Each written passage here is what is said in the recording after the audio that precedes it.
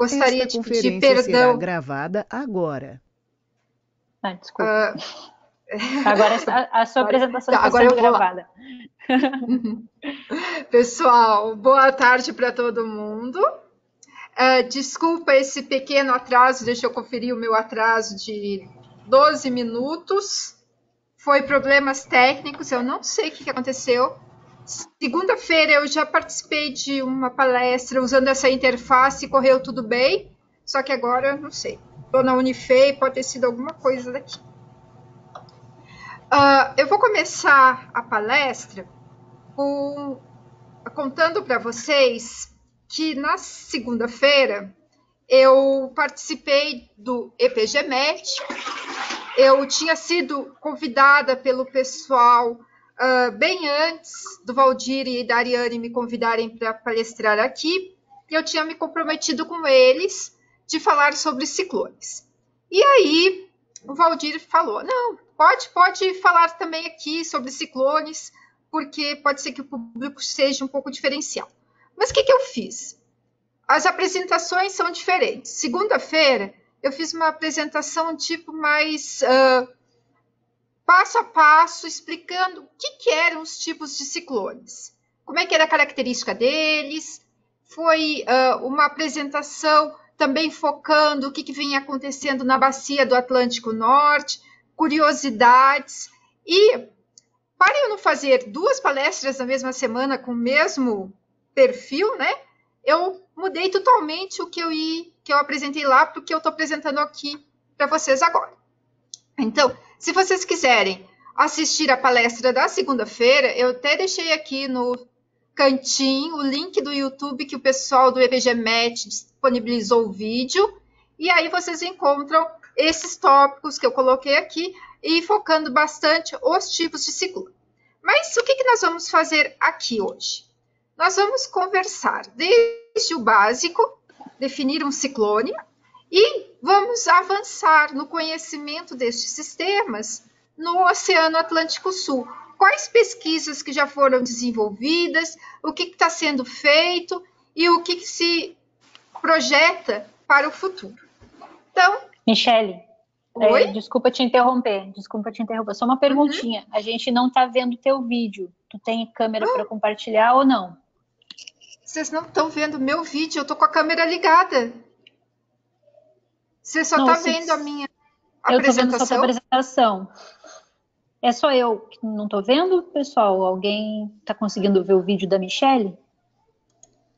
Não, também não estou vendo, não. Eu estou me vendo na câmera aqui no ladinho da janela de vocês. A Claudine disse que está vendo. Agora que abriu eu consigo ver. Mas aí eu não consigo ver direito a tua apresentação. Mas tudo bem, vamos seguir com a apresentação. Então a gente só. faz o seguinte. Assim, vocês conseguem visualizar a Michele e a tela? Sim.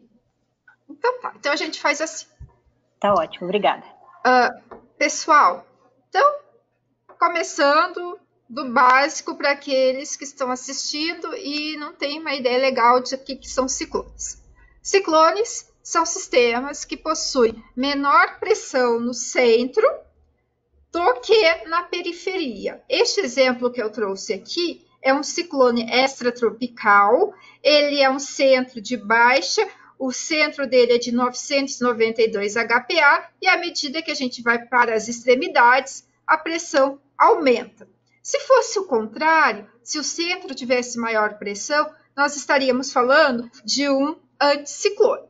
Só que, no caso, como é centro de baixa pressão, é um ciclone. No hemisfério sul, esses sistemas giram no sentido horário, e no hemisfério norte, no sentido anti-horário. Quando nós falamos de sistemas de baixa pressão, pode ter sistemas de baixa pressão em diferentes escalas. Só que nós estamos abordando aqui a escala sinótica, em que o diâmetro desses sistemas é de cerca de 10 a 3 quilômetros, e nós vamos ver que isso pode variar.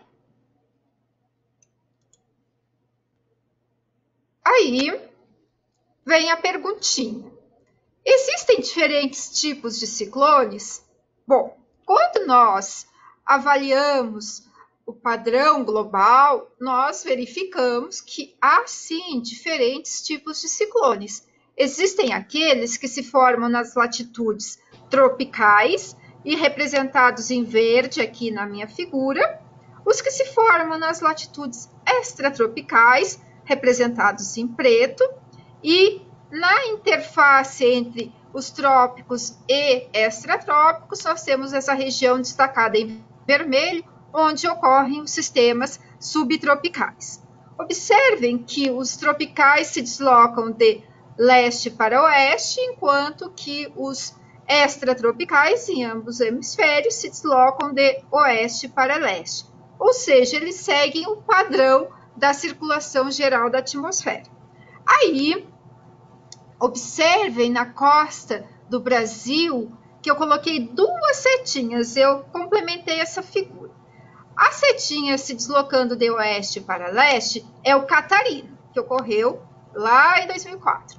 E essa outra setinha com mais meridional, ela é o IBA, que ocorreu o ano passado. E nós vamos falar destes sistemas. Aí,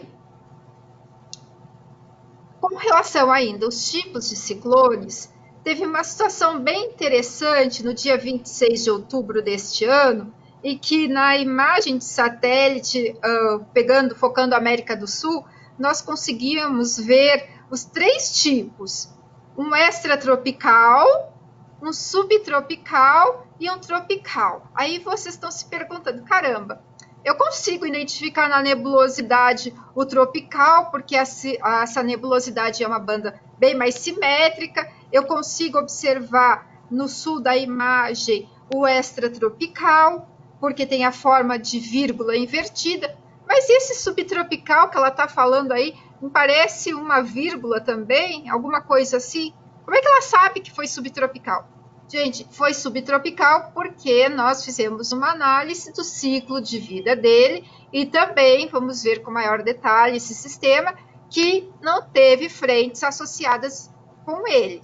Logo, é um sistema subtropical. E por que não é tropical também? Porque ele não tem intensidade igual a de um sistema tropical.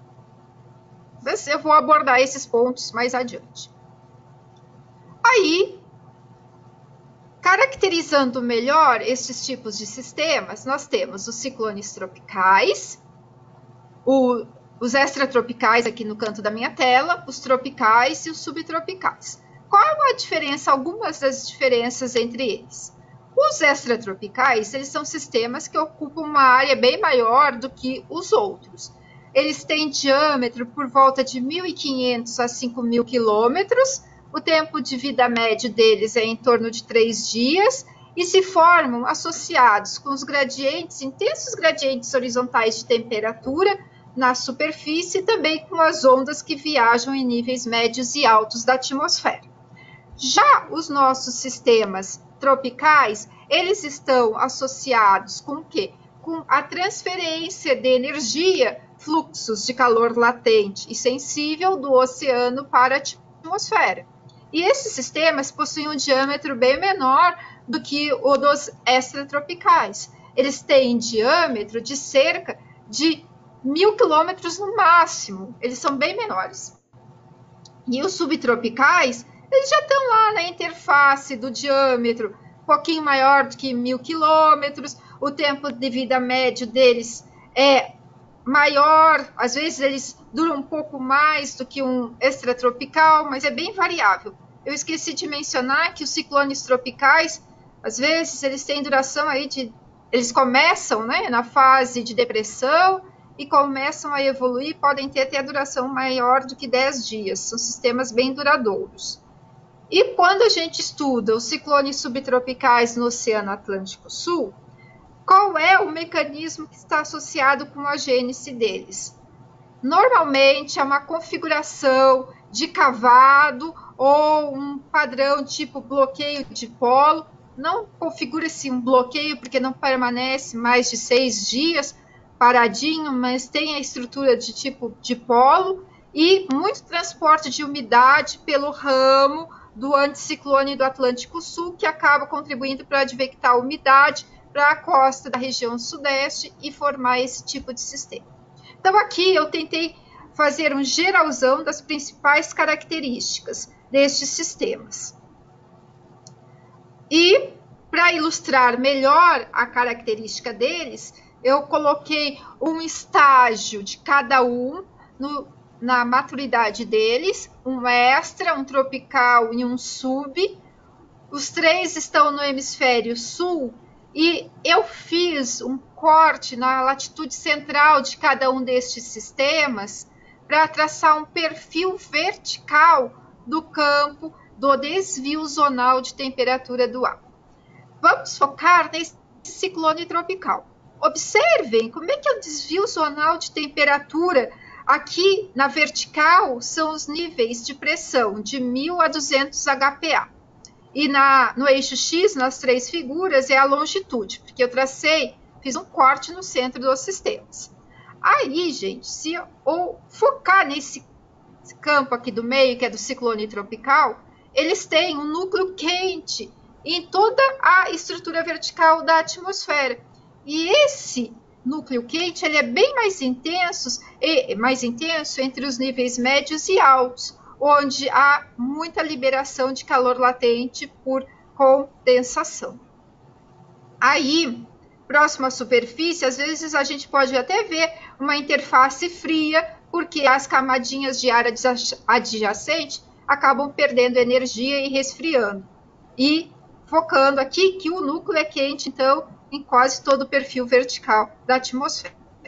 Quando a gente olha um ciclone extratropical, as teorias dizem, nossa, o ciclone extratropical possui núcleo frio, ok? Eles possuem núcleo frio, mas é muito difícil a gente conseguir ver o núcleo frio bem definido nos ciclones extratropicais, como a gente vê o núcleo quente nos tropicais. O que acontece nos extratropicais?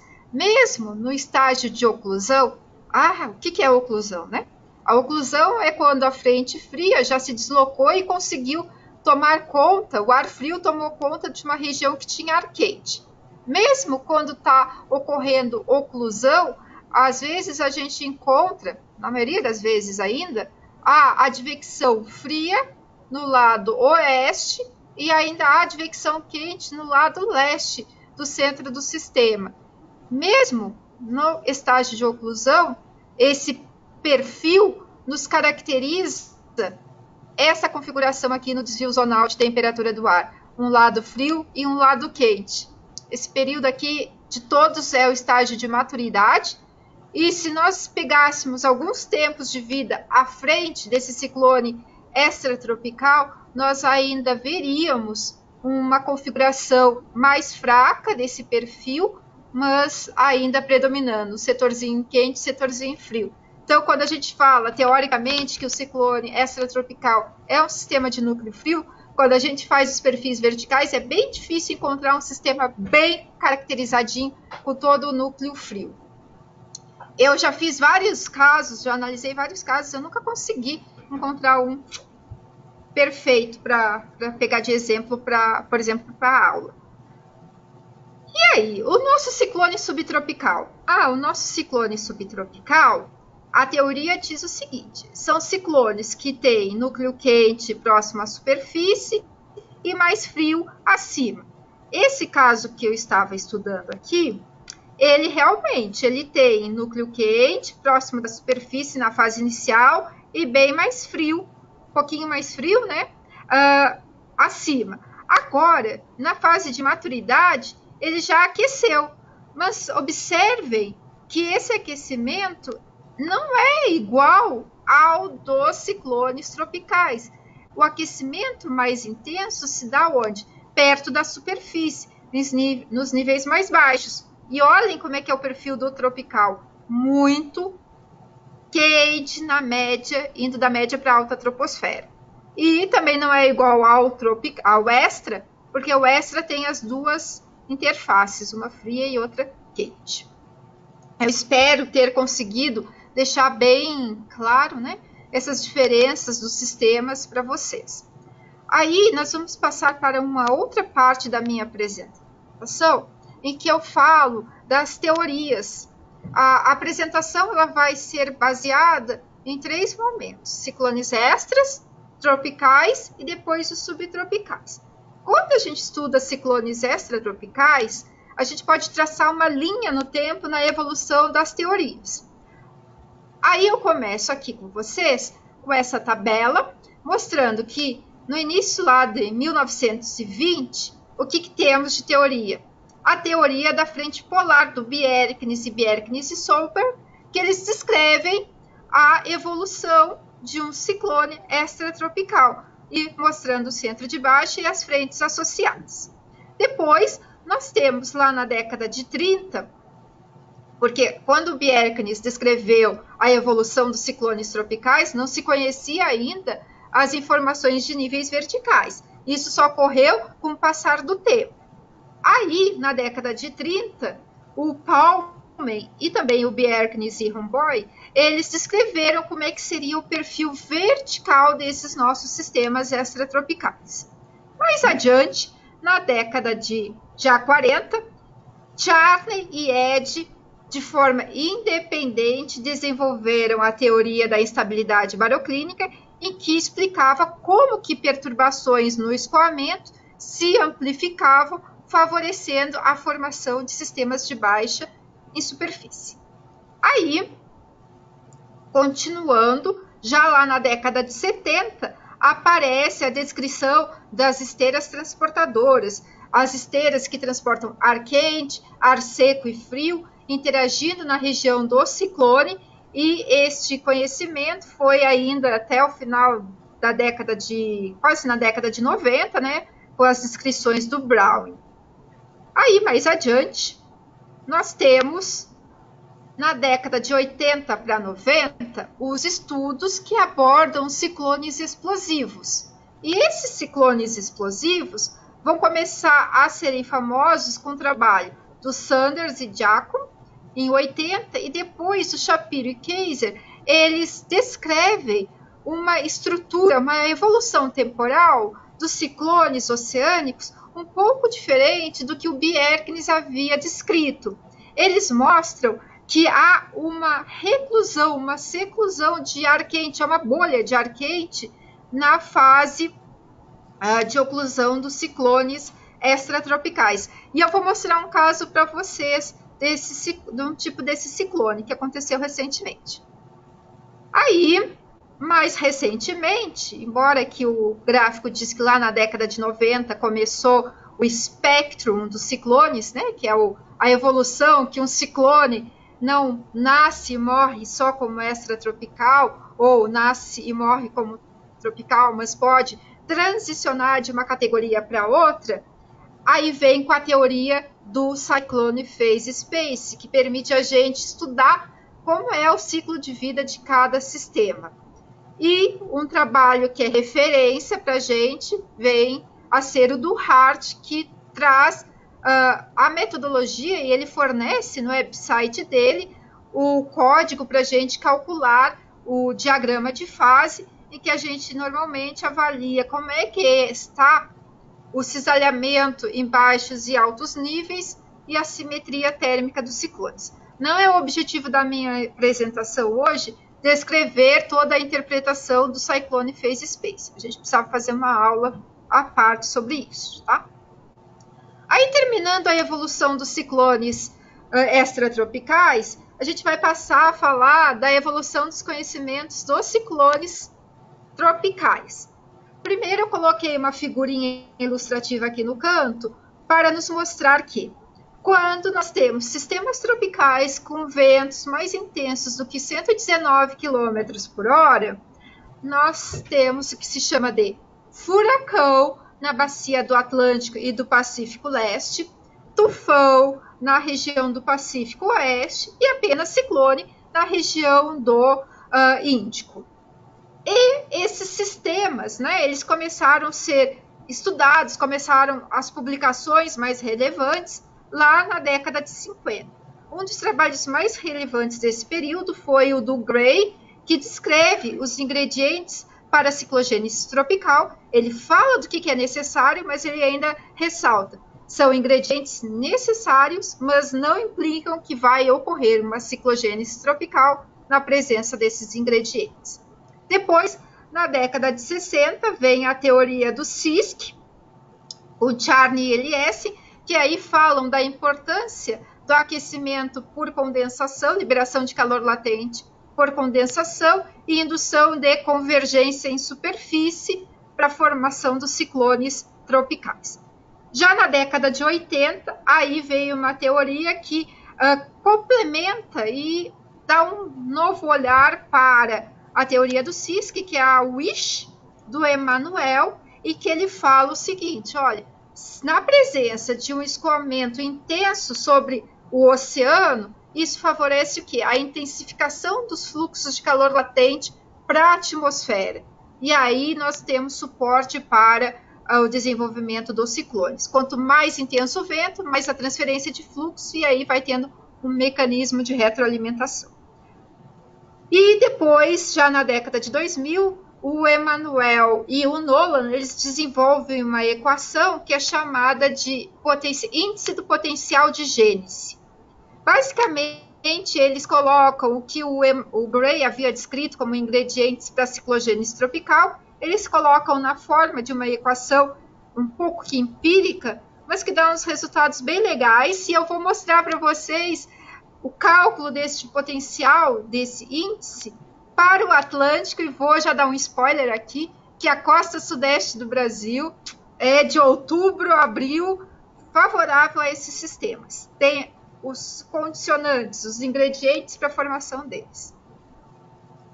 Aí, na minha tela dos subtropicais, como que vem a evolução do conhecimento dos sistemas subtropicais?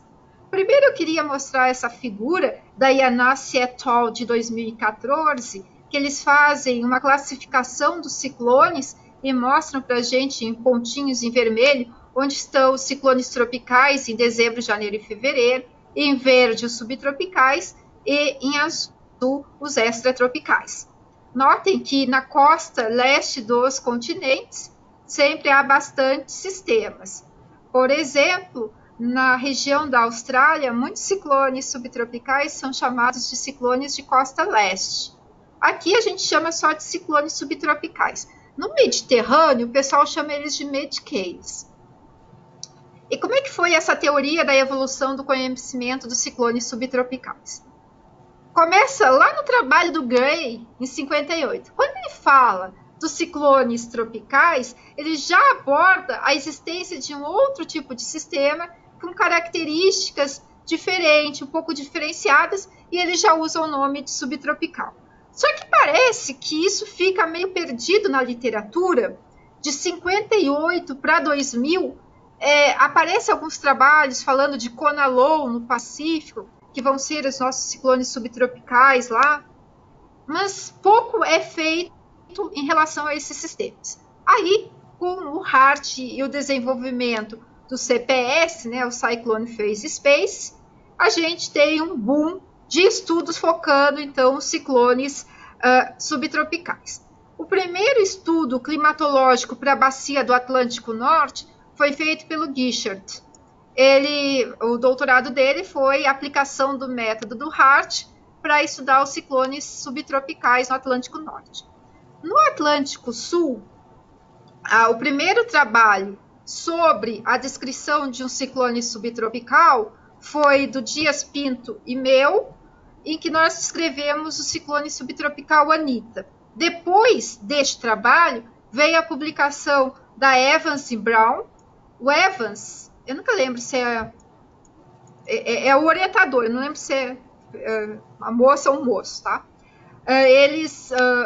Essa mesma pessoa foi orientadora do Guichard, trabalhou também com HART, se não me engano, foi também orientador do HART, e eles fizeram uma climatologia de ciclones subtropicais no Atlântico Sul. Só que a climatologia deles subestimou muito o número de sistemas. E aí, depois de nós percebermos isso, o Gotsu, et al, estou eu junto, a professora Rose também, lá da USP, a gente trabalhou na caracterização e propomos uma climatologia não tão restritiva quanto a do Evans e Brown. Brown é uma moça, em que nós identificamos mais sistemas. Então, até aqui eu tenho um parecer para vocês da evolução do conhecimento. Mas vamos para o que nos realmente interessa, que é focar no Atlântico. Os estudos do Atlântico Sul, e por que o Atlântico é importante, né?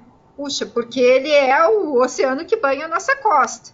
O oceano que banha a nossa costa, os impactos que nós podemos ter com sistemas associados nessa região.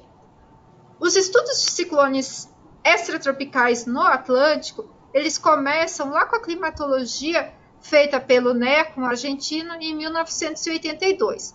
E eu gosto bastante desse trabalho do NECO, porque ele já fala que, olha, pessoal, não confundam as baixas térmicas, ou, hoje que a gente sabe, né, termo-orográficas lá do noroeste da Argentina, com as ciclogênias que ocorrem na costa do Uruguai. Não é aquela baixa que se desloca e vem até a região costeira, não. Ela está lá, ela influencia, mas ela não sai de lá. Vai ter uma formação específica na costa do sul do Brasil e do Uruguai para a formação desses sistemas. Depois vem o trabalho do GAM, em 91, que ele analisou visualmente mais de 14 mil cartas sinóticas e elaborou a climatologia que eu trago aqui para vocês neste quadro, a média, a frequência anual de sistemas, e ele enfatiza, olha, nós temos duas regiões ciclogenéticas bem marcadas, uma entre o extremo sul do Brasil e Uruguai, e outra na costa sudeste da Argentina. Aí, evoluindo o conhecimento, o Celucci escreve em 95 um modelinho que diz, olha, nós podemos prever os ciclones na costa do Uruguai com 5 dias de antecedência por causa do padrão de onda que se propaga do Pacífico em direção ao Atlântico. Sinclair complementa a climatologia do GAN em 96 e começa a enfatizar que, olha, a gente também tem uma região aqui na costa sudeste do Brasil, pegando a região, um pouco da região sul, que é bem propícia para o desenvolvimento de ciclones. Aí a Vera, 2002, acaba complementando o trabalho do Celucci, de 95, mas o Hoskins e Hodges, 2005, acaba enfatizando a região ciclogenética na costa sudeste do Brasil. Eu tenho uma história para contar para vocês aqui. Quando eu estava lá no doutorado, né, toda feliz que já tinha apresentado a minha qualificação, tinha levado as minhas 3 regiões ciclogenéticas, não tinha publicado meus resultados, lá veio o Hoskins com Hodges com esse trabalho. Caí a crista, mas tudo bem, vamos em frente. E aí eu fiz um monte de outras coisas, porque o meu foco não era só isso. Mas eu fiquei meio chocada na época, porque eu queria publicar e eles publicaram, enfatizaram bem essa terceira região aqui também.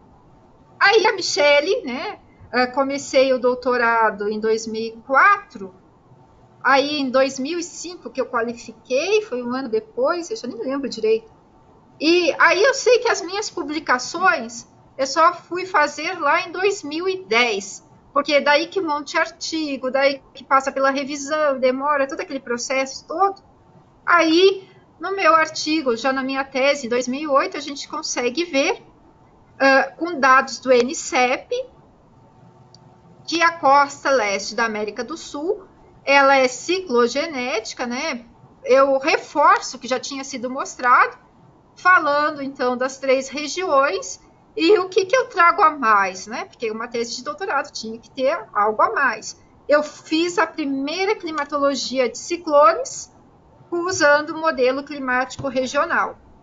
Provavelmente, ela foi também a segunda em termos de globo, porque na época, a gente trabalha com o pessoal da Itália. Na época, o Filippo teve um trabalho com... esqueci o nome, com o Lionel, e eles publicaram para o hemisfério norte. Então, foi meio que concomitante, eles fazendo para o hemisfério norte e a gente aqui no Atlântico.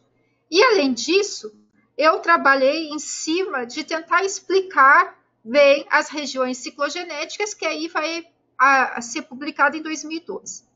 Porém, alguns detalhes adicionais que eu tenho no meu trabalho de doutorado é mostrar que o modelo regional ele conseguia capturar a presença dos sistemas, mostra a região ciclogenética. Figura da esquerda, pessoal, é densidade de ciclones no NCEP. E na figura da direita é com o modelo REG-CE. A região ciclogenética da Argentina, o modelo é bom, é bonzão para capturar. Agora, essa região ciclogenética aqui do Uruguai, ele dá uma enfraquecida, ele subestima. Aí eu fui atrás da explicação para isso. Muitas das ondas que se propagam do Pacífico em direção ao Atlântico, elas têm uma menor amplitude no modelo e não contribuem tanto para a ciclogênese. E um outro fato é que o jato de baixos níveis, o transporte de umidade também é um pouco subestimado. E esses são ingredientes importantes para a ciclogênese na costa do extremo sul do Brasil e Uruguai. E o modelo acaba subestimando. Até hoje a gente ainda vem com esse problema no modelo, ainda não deu de consertar isso. Mas o nosso modelo, ele é bem legal, ele reproduz, considerando todo o Atlântico Sul, ele é essa linha em verde que eu coloquei aqui, isso é média mensal, vocês observam que a gente consegue reproduzir bem o ciclo anual, embora com variação, diferenças no total, né? Por exemplo, em junho, a gente tem no modelo 10 a média mensal de 10 sistemas, enquanto que aqui nós temos uma média de 12. Pessoal, e esse gráfico aqui não é para todos os sistemas. Eu só selecionei os sistemas que começavam mais intensos. Se eu olhar a figura com todos os ciclones, também tem a representatividade do ciclo anual. É porque muitos de vocês devem estar acostumados com a apresentação do GREC, em que eu sempre mostro uma média lá de 25 a 30, embora que a área é um pouco maior, mas é por aí a média de sistemas pegando o Atlântico um pedaço do Pacífico. Aqui tem menos porque eu peguei os que estavam mais intensos. Aí, continuando com a questão dos ciclones no Atlântico, a gente se pergunta, né? Puxa vida, o que está acontecendo em termos de tendência? Tem uma tendência positiva? Tem uma tendência negativa da frequência desses sistemas? O que está acontecendo? Em 2015, eu usei dados da reanálise do NCEP, e aí eu estava estudando todo o hemisfério sul, mas eu foco bem aqui a costa nossa, né, pegando o sul do Brasil e o Uruguai, que mostra uma tendência de aumento da frequência dos ciclones. Enquanto que próximo à Argentina, a gente tem, no sul da Argentina, o sinalzinho aqui é tendência negativa. E vocês vão ver mais adiante na minha apresentação que esses dois sinais, eles se repetem quando a gente estuda as projeções climáticas do futuro. Recentemente não, no início do ano, nós finalizamos um estudo, o Marra foi meu aluno, esse estudo está em colaboração com a professora Rosemary, mais os colegas da USP, e que nós fizemos uma avaliação da climatologia de ciclones em diferentes reanálises. Nós utilizamos a reanálise 1 e 2 do NCEP, ERA 5, ERA Interim, e duas reanálises centenárias, o NCEP 20C e o ERA 20C. Eu quero focar para vocês que a ERA, isso aqui é todo o hemisfério sul, tá? Pessoal, a figura acima é todo o hemisfério sul, a figura abaixo é só o Atlântico Sul. Eu vou focar primeiro aqui nessa figura. As reanálises, vamos olhar as reanálises centenárias. Olhem a diferença entre a ERA 20C e o NCEP. O NCEP, lá no início dos anos 1900, tem muito menos ciclones, quase 50% menos, do que a reanálise ERA 20C. Vocês devem estar também se perguntando, o que são essas linhas pretas que ela colocou aqui na figura? É o número de observações assimiladas. O NCEP é a linha preta... o NCEP é a linha cinza, tá? O número de observações. E a ERA é a linha preta. O NCEP, ele responde perfeitamente. À medida que vai aumentando o número de dados assimilados na reanálise, o número de ciclones vai aumentando. Agora, o que explica, né, esse melhor resultado aqui melhor eu não sei, né, porque a gente não tem como saber o 100% de certeza desse resultado, dessa diferença entre a ERA 5, na verdade ERA 20C e o NCEP 20C. Sabemos que tem essa diferença. Aí a gente chama a atenção, né? Porque quando se faz estudo de tendência, se eu fosse olhar só o NCEP, eu ia dizer, caramba, desde o início do século está tendo uma tendência super positiva aqui dos ciclones. Aí você vai pegar a ERA, você já vê até que tem aqui uma tendênciazinha ligeiramente negativa, de 1950 a 2010. Então eu quero chamar a atenção para vocês, muito cuidado quando a gente faz estudos com grandes bases de dados. É bom, a gente tem aí a informação, mas eu não sei comprovar para vocês o que realmente ocorreu, né? A gente tem esses indícios, mas eu não sei dar resposta para vocês. O que é que está certo, o que é que não está certo. Aí, saindo da parte de climatologia, eu vou falar um pouquinho sobre os processos físicos associados com ciclones extratropicais. Ariane, você controla o meu tempo? Porque eu estou olhando aqui no celular o tempo, eu não sei se eu vou estourar e você controla para mim, tá? Tá bom. Os processos físicos associados com ciclones extratropicais, tá? A gente sabe que a costa leste da América do Sul ela é ciclogenética, mas os experimentos de sensibilidade eles são bons para ajudar a gente a entender um pouco mais sobre a física desses sistemas. Eu trouxe aqui 2 experimentos, um em que eu retirei os fluxos de calor latente sensível do modelo. Se eu suprimo, se eu não dou essa energia para a atmosfera, a gente tem o quê?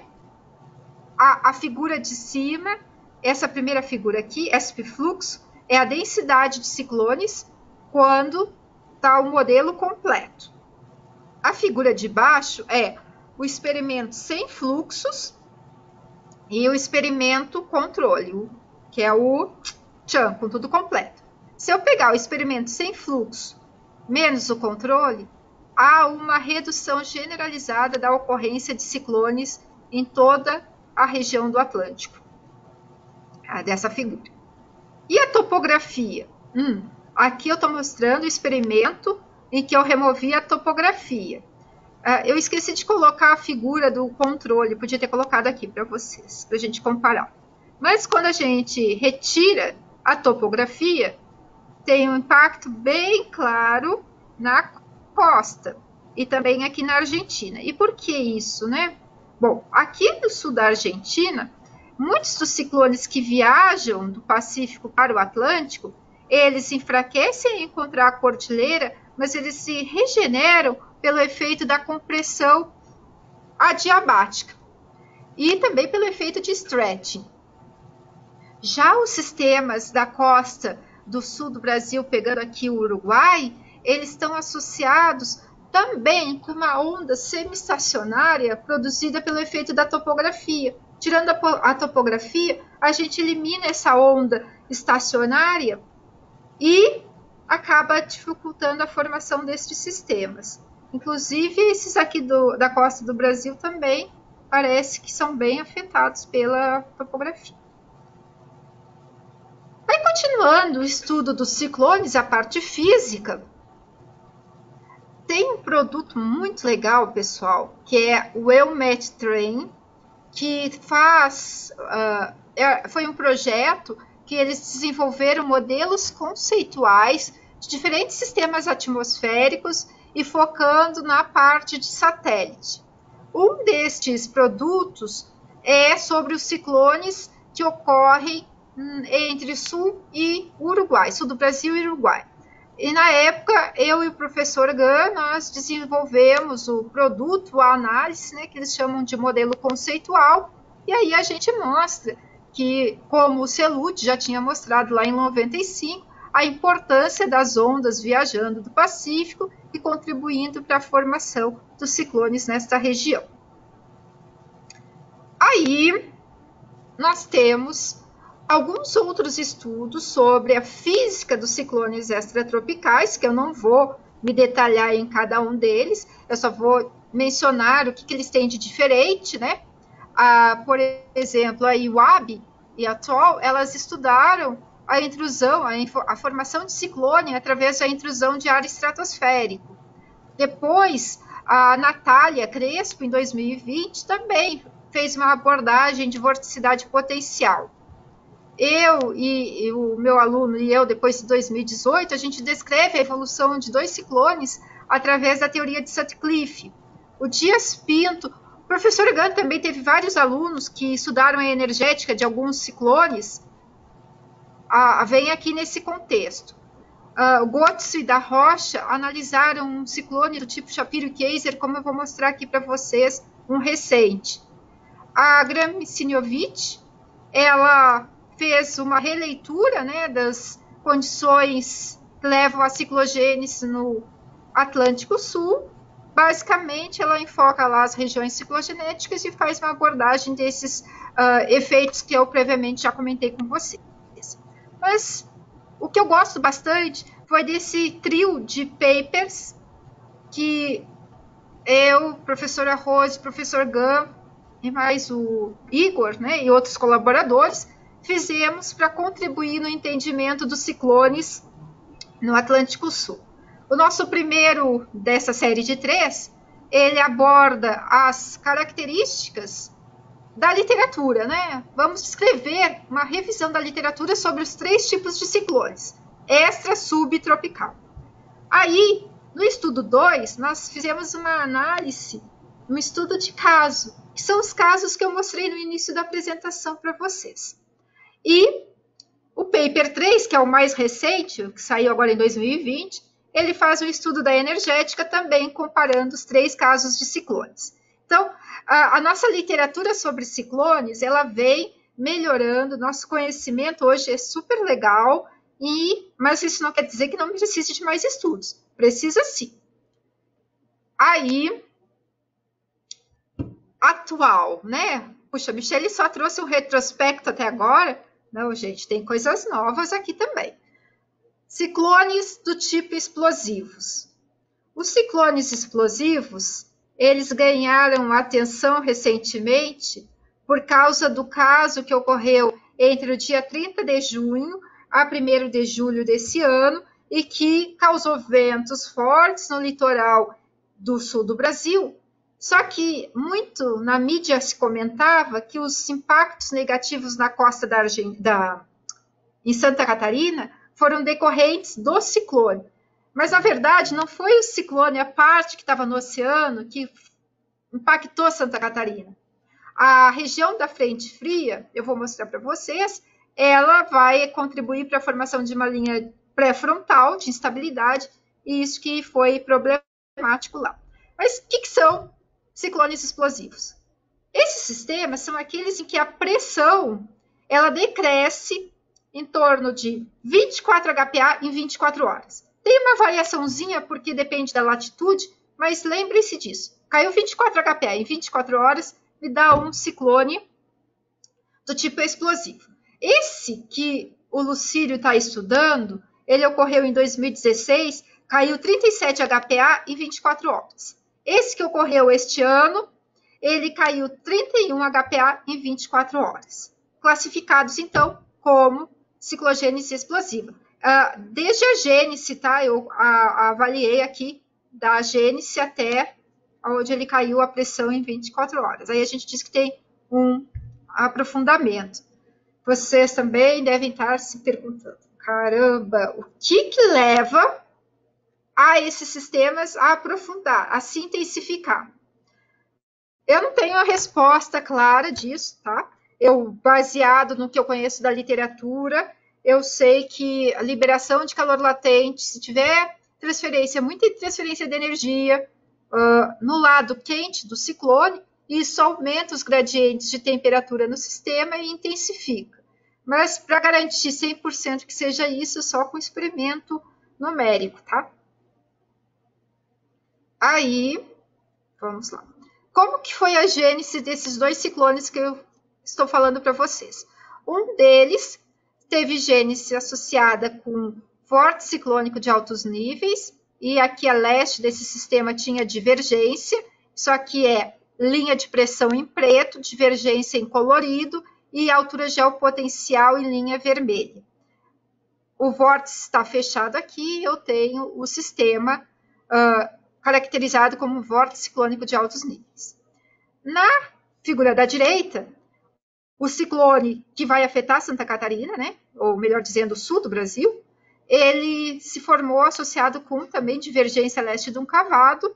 Aqui nessa figura eu tenho em linha preta a altura geopotencial em 250 HPA e os ventos, né, na verdade os jatos, porque a gente está mostrando só as regiões com maior intensidade.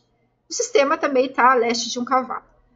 O que eu gosto bastante nesses dois casos é que, quando eu comecei a olhá-los, eu não tinha me dado conta de uma característica deles.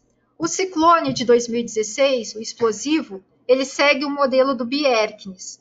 E o ciclone deste ano, ele segue o modelo do Shapiro. Por quê? Lá nos estudos destes autores, eles mostram que quando o ciclone é do tipo Bjerknes e Solberg, ele ocorre na região de difluência do escoamento em altos níveis.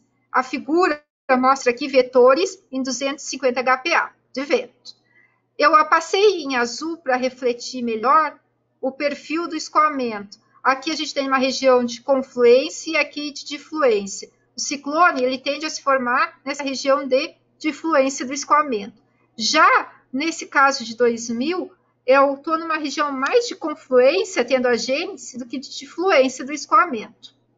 E outra característica que eu mais gosto nesses sistemas é que o modelo de Shapiro, ele mostra que no período de intensificação fica aprisionado no centro do sistema, como se fosse uma ilha, uma bolha de ar quente. Enquanto que do Bjerknes, o que a gente vê são como as isotermas, elas ficam meio que pontilhadas com esse biquinho aqui, tá? As duas figuras nos mostram temperatura em 850 HPA. Comparem o modelo conceitual de ambas as teorias com os nossos casos. Olhem essa estrutura pontiaguda no modelo conceitual e olhem aqui onde eu estou passando o mouse. É um modelo tipo Bjerknes e é um modelo tipo Shapiro. E aí vem esse Shapiro e Kaiser, essa reclusão de ar quente, seclusão como é chamada, pode estar associado com essa questão de aquecimento diabático também no sistema. Aí eu trouxe algumas fotos de Santa Catarina, no que ocorreu no dia 30. Na verdade, não é a ventania causada pelo ciclone no oceano entrando no litoral. Não, na verdade, é a frente fria que vai contribuir para a formação de uma linha de estabilidade pré-frontal. Eu estou chamando aqui de linha de instabilidade, mas nós estamos ainda avaliando se o Hernani está trabalhando junto nisso, o Hernani lá de Santa Maria, para a gente caracterizar melhor se é uma linha, se é um boeco, se é um direito, porque tem uns nomezinhos, dependendo da característica, tem um nomezinho diferente. Os impactos vão ser os mesmos, tá, gente? É só o nome que é diferente. Eu gosto bastante dessa sequência de imagens de radar, dia 30 às 16, dia 30 às 17 UTC, 18, 19 e 19 15. Olhem como foi a evolução desta linha de instabilidade e afetando, né, grande parte de Santa Catarina, até uma partezinha aqui do Rio Grande do Sul. E eu tentei explicar a formação da linha. Eu disse para vocês que esse ciclone de 2020, ele tem características do ciclone de Shapiro e Kaiser. Só que na fase inicial dele, a gente ainda não tem a seclusão de ar quente. Isso vai aparecer lá depois, na evolução, na fase de aprofundamento.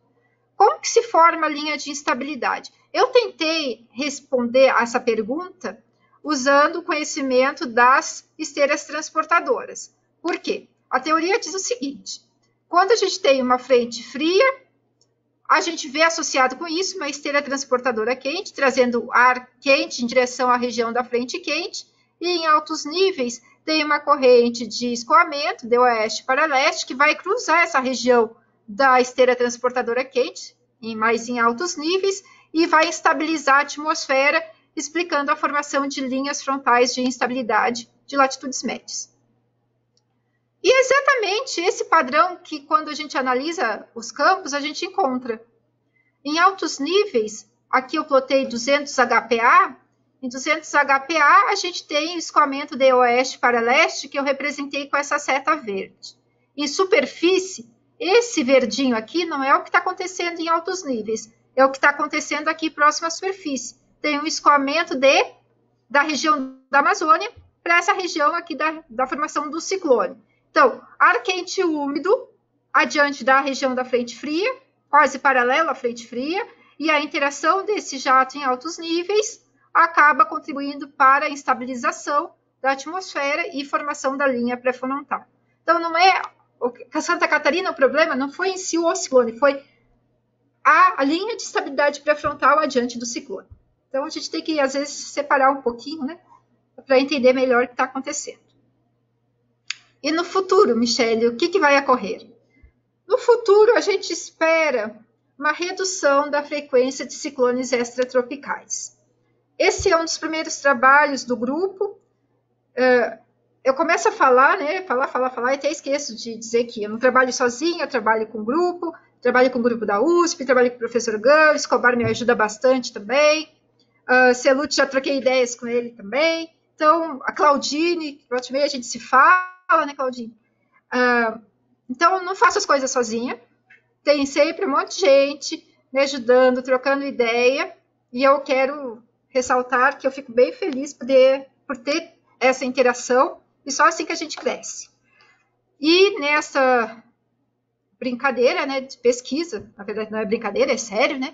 A gente trabalhou com os modelos lá do CEMIP 4, modelo A2, cenário A2 e B2, e aqui a gente mostra em azul a redução de ciclones, as coresinhas em azul, todos os mapas são densidade de ciclones. Quando eu falo densidade, é o número de sistemas dividido pela área.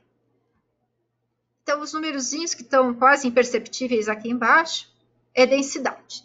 Mas o que importa é a cor aqui para nós. Cenário A2 com modelo regional e cenário B2 com modelo regional. A mesma coisa aqui, só que considerando sistemas inicialmente fortes. O que a gente observa é a redução de 40 graus de latitude em direção a latitudes mais altas. Todos os campos indicam uma preferência pela redução do número de sistemas. Aí no Atlântico Sul ainda, trabalho mais recente, de 2018, nós estudamos as projeções do RAD-GEM, aninhados também no REG-CM. O modelo REG-CM, nesta versão que a gente usou, acabou que ele superestimou o número de sistemas, mas nós estávamos usando também uma área um pouquinho diferente lá da minha tese, então tem alguns detalhes que eu acabo explicando no artigo. E o que interessa aqui para a gente é a linha tracejada e pontilhada preta.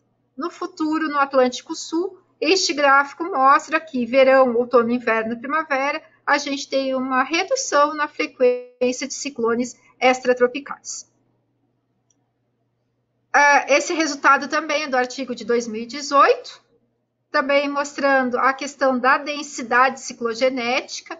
Aqui é o Near Future, é o cenário 8.5, Near Future é 2050 e Far Future é 2070, mostrando que em todos os cenários predomina de 40 para 50 graus sul de latitude, predomina a redução do número de ciclones.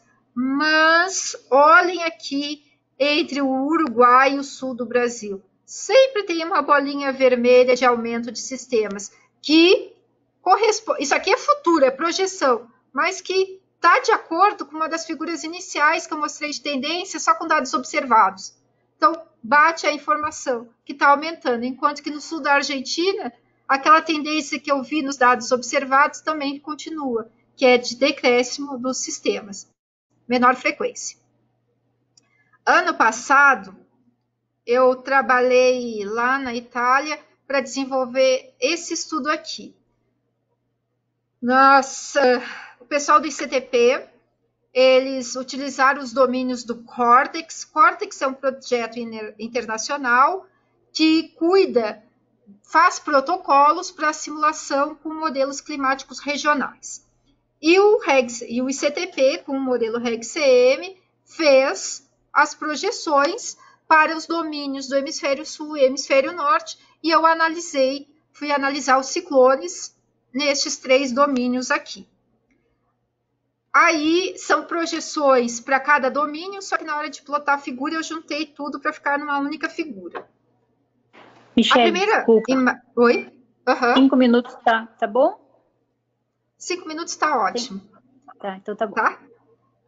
Eu finalizo aqui com os ciclones extratropicais e outro dia vocês me convidam para eu falar do resto. Os ciclones extratropicais, nesses 3 domínios, na reanálise da era interim, mostra essa configuração, a gente consegue ver, isso aqui é só para o inverno, pessoal, e é a densidade de ciclones. Mostra as 2 bolinhas lá bem intensas, ciclones na costa sul e sudeste do Brasil e sul da Argentina. Vou focar só aqui na América do Sul. O que o modelo global, o ensemble de 3 modelos globais faz no presente e o que ele faz no futuro? O RegCM no presente e o RegCM no futuro. Eu já vou direto para a diferença. Futuro menos presente. Corzinha verde indica o quê? Decréscimo da frequência de ciclones no domínio. E corzinha marrom, aumento da frequência. Com essas projeções novas, de novo aparece o sinalzinho de aumento da frequência de ciclones na costa do Uruguai e Rio Grande do Sul, tanto no RegCM quanto que nos modelos globais. Pessoal, isso é bem interessante, porque já na atualidade a gente já vê esse sinal e para a projeção continua. Algumas perguntas, né? Frequência sobre os ciclones extratropicais. A frequência deles tende a diminuir no geralzão, mas em algumas áreas particulares aumenta, como na costa do Uruguai. A intensidade. As minhas figuras elas vão mostrar uma tendência positiva, só que não tem significância estatística. Tempo de vida, distância percorrida e velocidade média não apresentaram diferença no futuro. Agora, em termos de precipitação, os ciclones causam bem mais precipitação no futuro. Aqui eu trouxe um exemplo para a América do Sul, ciclones que se formam nessas regiões, futuro menos presente em termos de precipitação destes sistemas. Aqui a figura acima é o modelo global e o regional, o ensemble, tá? Ensemble de 3 globais e 3 regionais aqui, mostram aumento da precipitação. E esses sistemas extratropicais também vão contribuir com quê? Com ventos mais intensos, tanto em baixos níveis como em altos níveis. Não vou detalhar essa figura, ela foi publicada recentemente no trabalho do Eduardo de Jesus, e a gente mostra, inclusive, os jatos, como que vão ficar nas projeções do futuro. Vou finalizar a apresentação aqui falando da projeção dos ciclones explosivos. Estou finalizando com meus colegas a análise dos ciclones explosivos e o que a gente tem? Maior frequência deles. O total de ciclones no Atlântico diminui, mas o número de explosivos, que são mais intensos, aumenta. Aí a perguntinha que ainda não sei responder é: o que está causando esse aumento? A gente está pensando nisso, está tentando investigar isso aí. Bom, para uma próxima apresentação, eu posso falar das causas, né? Algumas das explicações físicas por que da redução de ciclones. E eu não consegui nem chegar nos tropicais, porque eu penso que eu vou falar pouco e aí eu começo a destrambelhar a falar.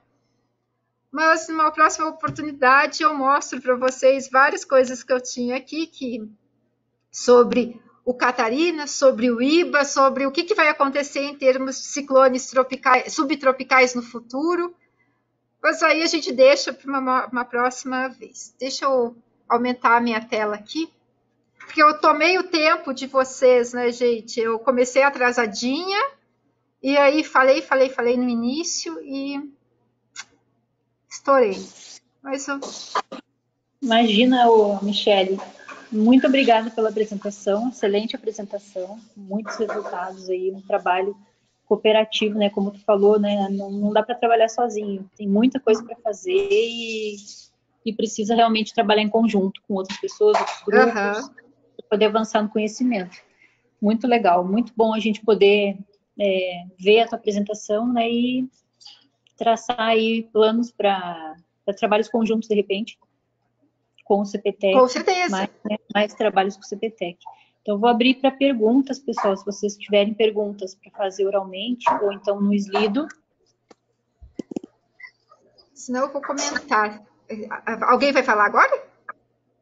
Quer comentar alguma coisa? Não, eu vi a Carol Grancioni. Ai, nunca sei dizer o sobrenome dela. Eu não coloquei, ela tem um paper recente bem legal sobre o impacto dos ventos na costa também. E eu estava vendo que o Bonatti, estava olhando os nomezinhos, mas depois eu queria contar uma história para o Bonatti, que eu fiquei traumatizada uma vez num concurso, que eu fui prestar e ele estava na banca. Mas depois eu conto a história se sobrar tempo.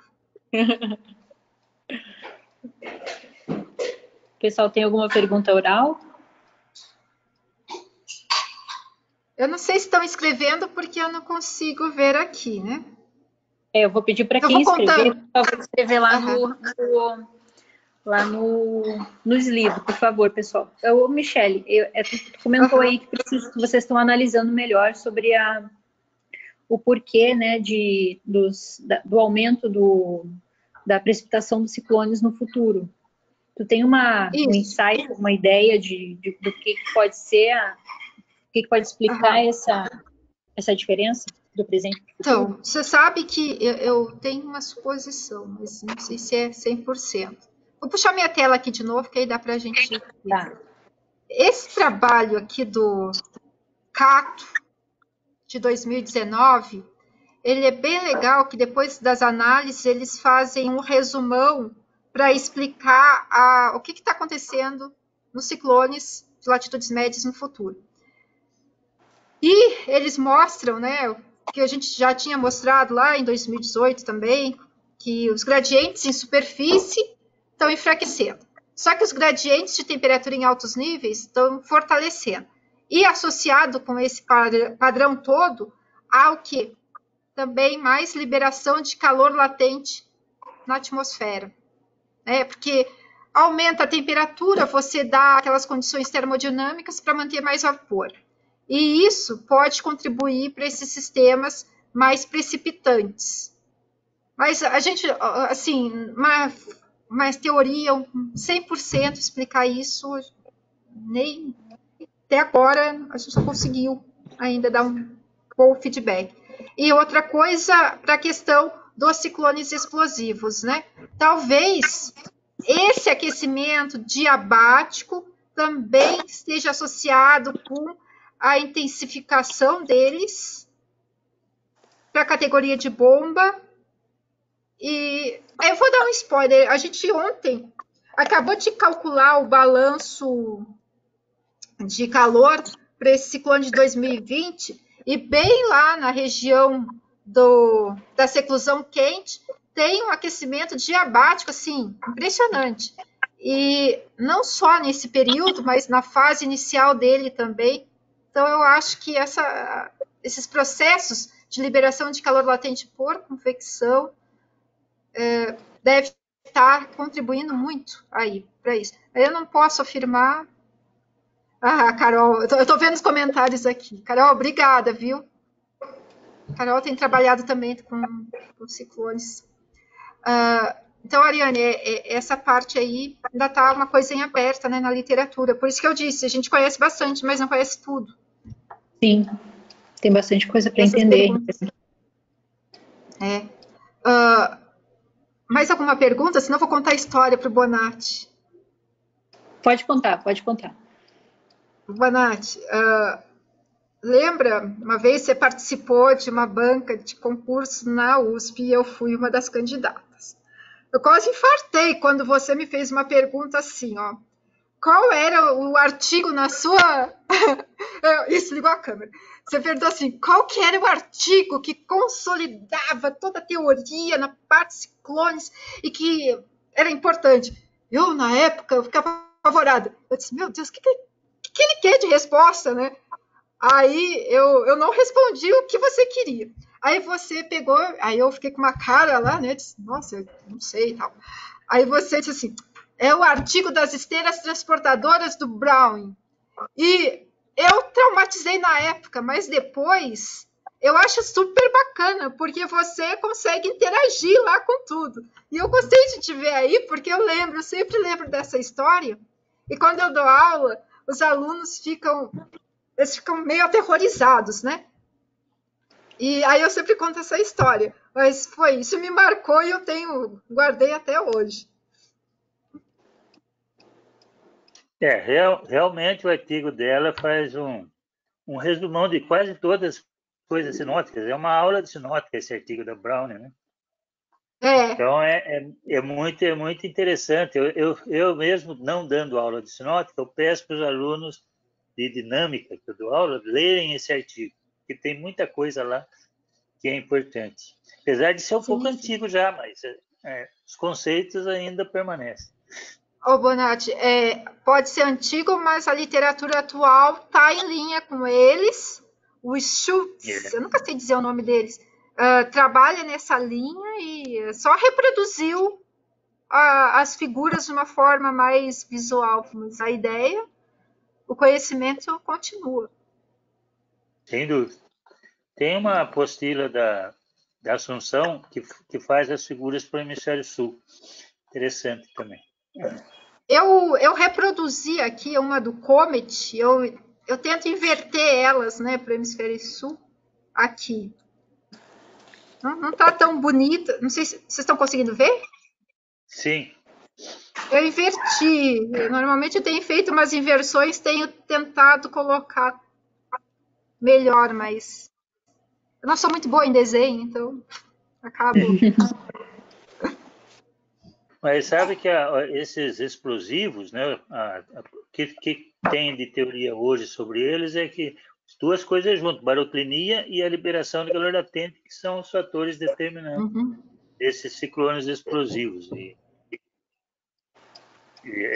Vários artigos saíram recentes sobre essa linha, mostrando que a baroclinia mais a instabilidade baroclínica junto com a liberação de calor latente é que explica essas explosões todas. Agora, uma coisa interessante, você mostrou no início um exemplo de ciclone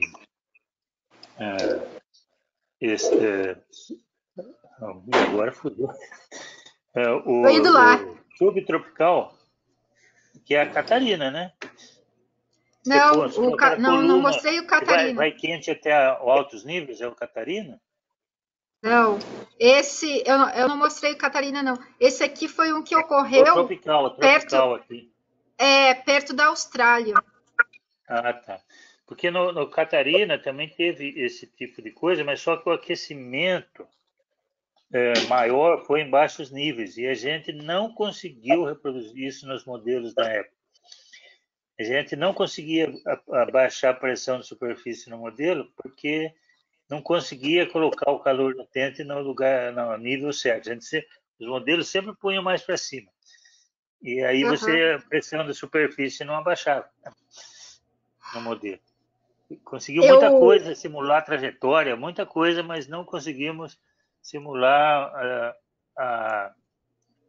o aquecimento diabático. Então, está faltando alguma coisa ali para a gente entender melhor isso. Não sei se era na assimilação de dados, alguma coisa, porque foi sobre o oceano, né? Mas a gente não conseguia. O Pedro pôs artificialmente no Brans baixos níveis, daí dava bonito a pressão à superfície. Mas o modelo mesmo não consegue eu pôr. Eu trouxe aqui, esse foi o mecanismo, né, que contribuiu para a formação do Catarina, aquele padrão tipo bloqueio na atmosfera. Aí, o Anita, que foi um outro subtropical, ele tem esse mesmo padrão. Isso aqui é a altura geopotencial em 500, tipo padrão bloqueio. O Anita se forma lá. Aí, o Anita, ele ficou paradinho aqui na costa do Rio Grande do Sul. Ficou quase 2 dias paradinho. Quando ele ficou paradinho, diminuiu os fluxos de calor latente sensível, porque remexeu o oceano. Aí, a pergunta que se tinha é, será que se os fluxos não diminuíssem, ele virava tropical? E final do ano passado, a gente fez uns experimentos, aumentamos a TSM, mantivemos lá mais aquecido, transformamos o Anita num tropical. Então, mas o Catarina, ele teve 2 fases. Uma fase inicial dele era uma nuvem vírgula, que foi atrás da frente até no oceano. Aí, ao invés de desintensificar, como normalmente acontece, talvez devido à temperatura do mar, das águas do mar, ele intensificou. E aí, ao intensificar, ele voltou para o continente. Então, no início, ele era uma nuvem vírgula. Por isso que eu nunca... eu acho que ele é um híbrido, ele não é um tropical puro, né?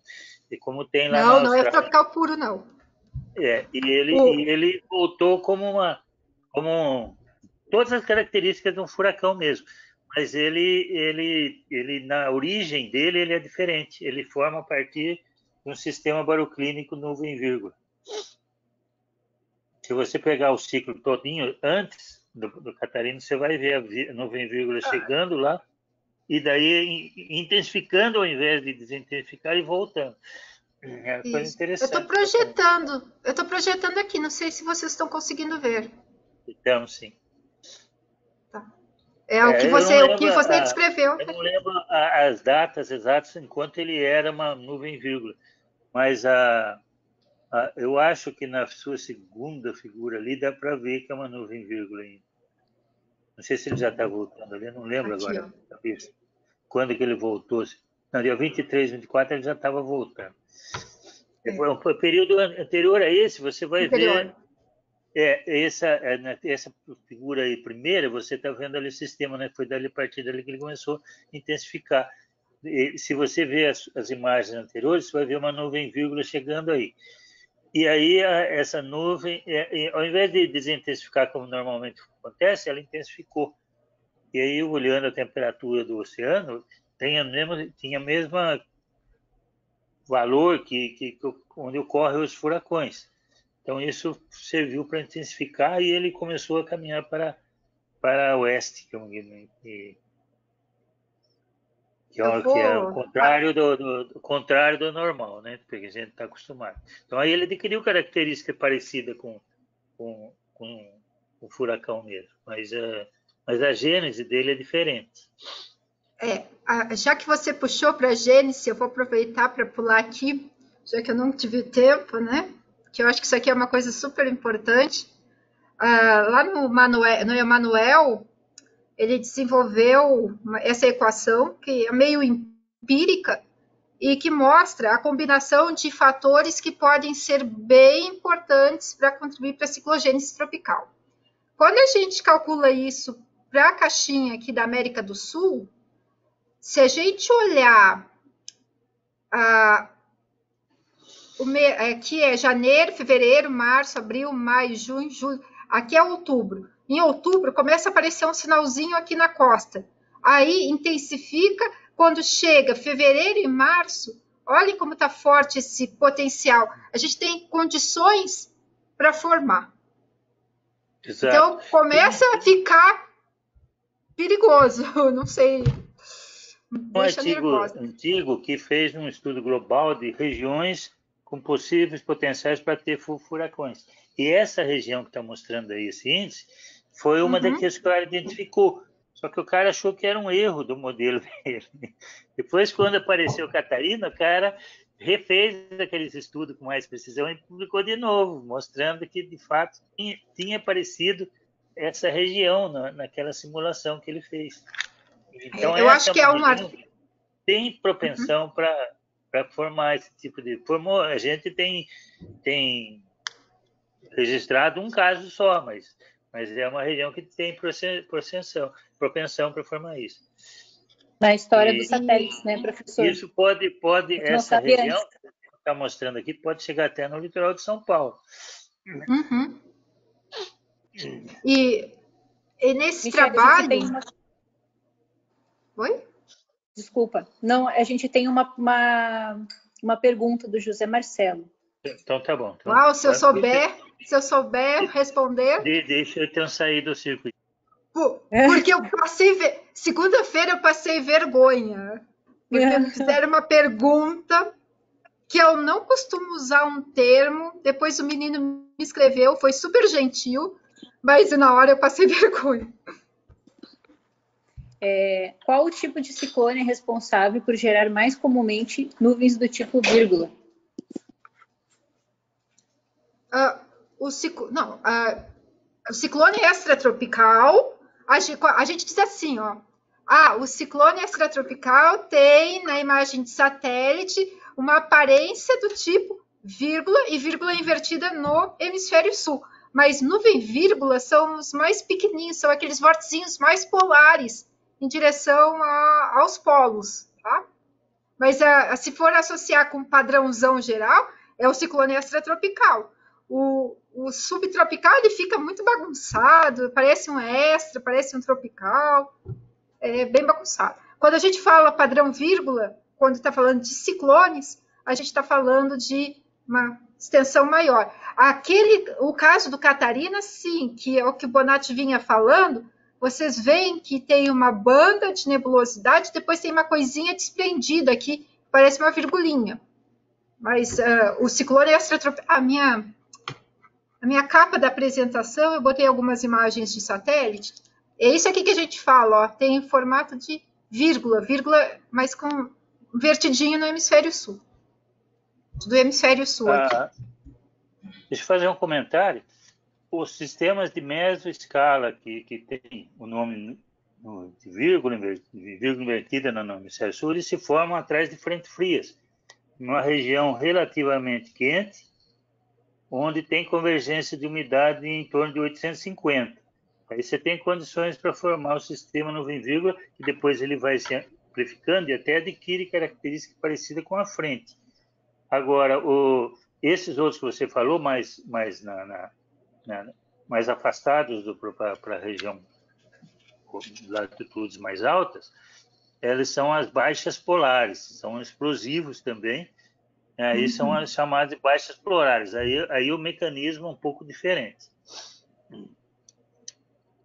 Então, quando passa uma frente, pode, dependendo das circunstâncias, principalmente nas estações intermediárias, que é primavera e outono, tem propensão a formar essas nuvens vírgula atrás da frente.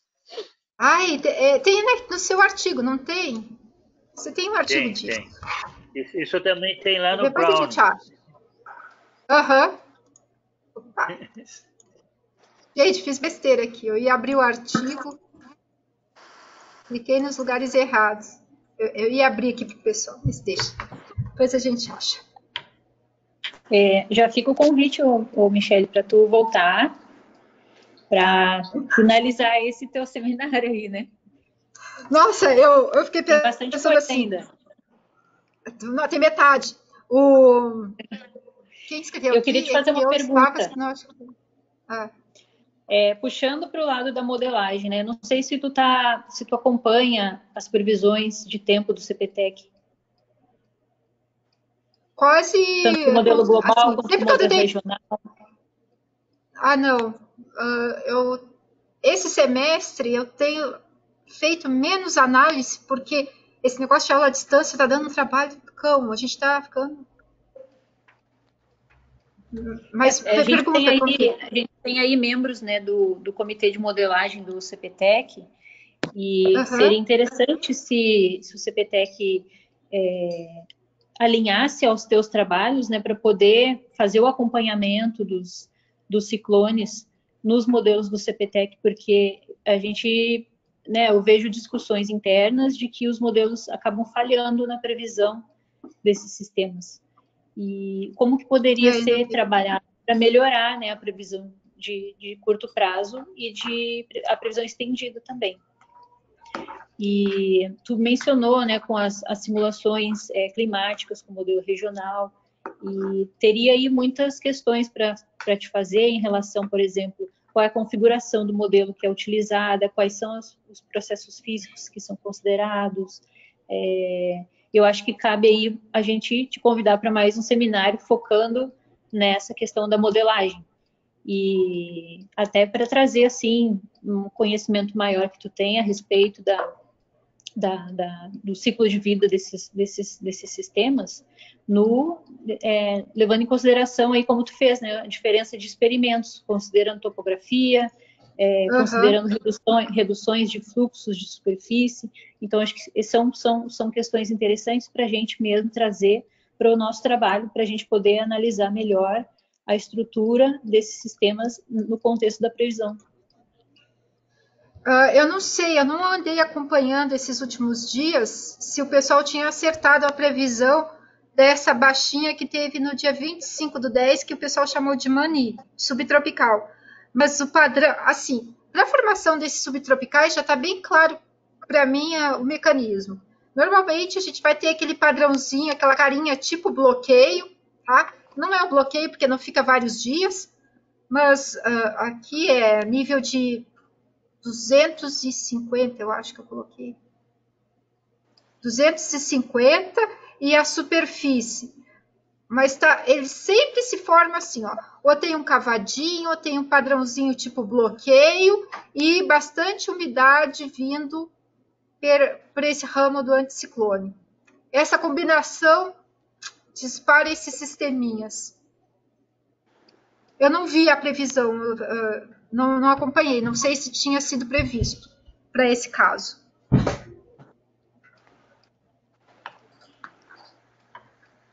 Pessoal, tem mais alguma pergunta, comentário para a Michele?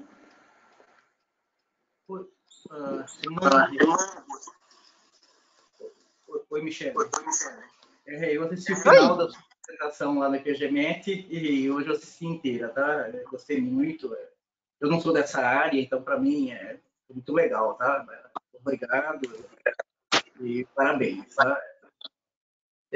Michele, eu queria te fazer uma pergunta sobre essas projeções, né, de trabalhar com cenários futuros, e você colocou aqui uma figura de um cenário de altas emissões, né, o RCP 8,5. Vocês fizeram os intermediários, análise nos cenários intermediários também? Isso é mais ou menos linear, essa tendência que vocês obtiveram? Eu tenho aqui para o CEMIP. Deixa eu ver aqui. Quando a gente estava trabalhando com CEMIP 4, a gente usou o cenário A2, que é o pessimista, e o B2, que é o mais menos pessimista, né? Quer dizer, intermediário.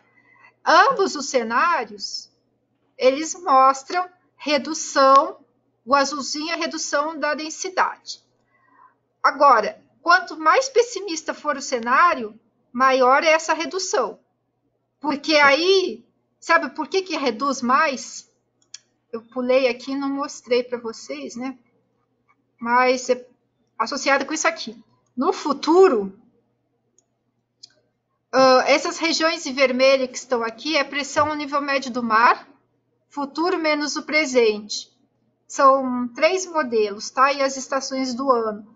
A gente tem o que o pessoal está dizendo, uma expansão da célula de Hadley em direção às latitudes mais altas. E aí você começa a aumentar a pressão em regiões onde você não esperava ser tão alta a pressão.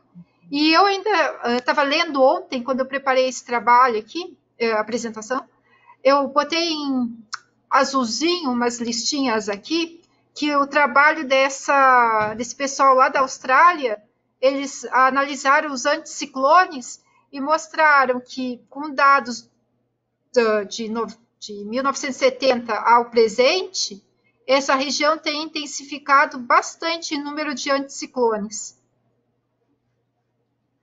Mas, Manzi, a brincadeira é, quanto mais pessimista o cenário, mais fica...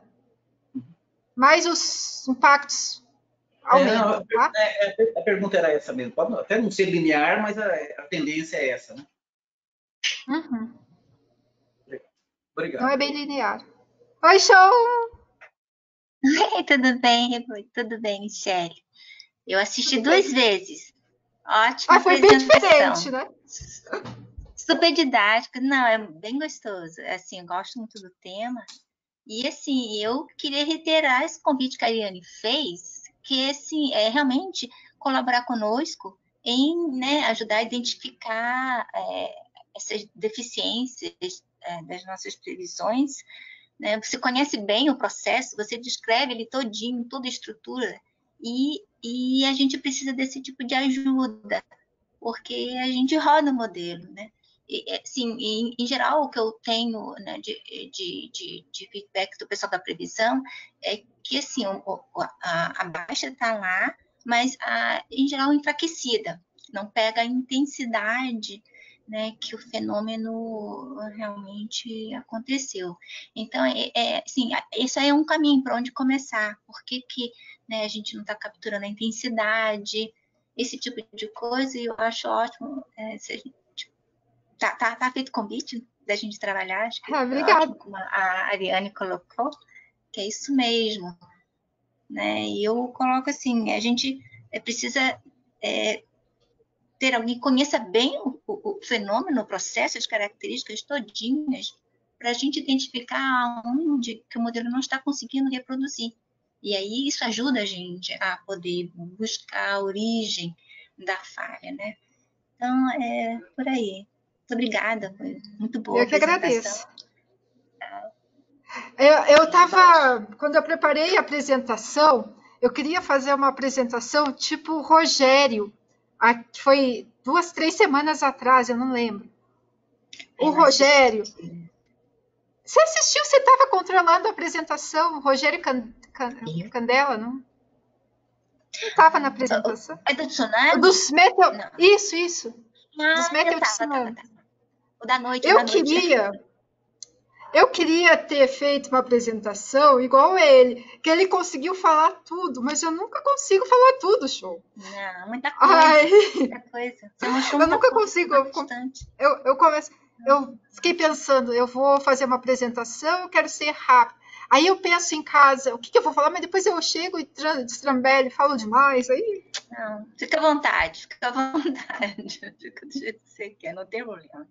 Tá, fica à vontade. Então, é assim, um agradecimento, né? Gostei bastante. Tá.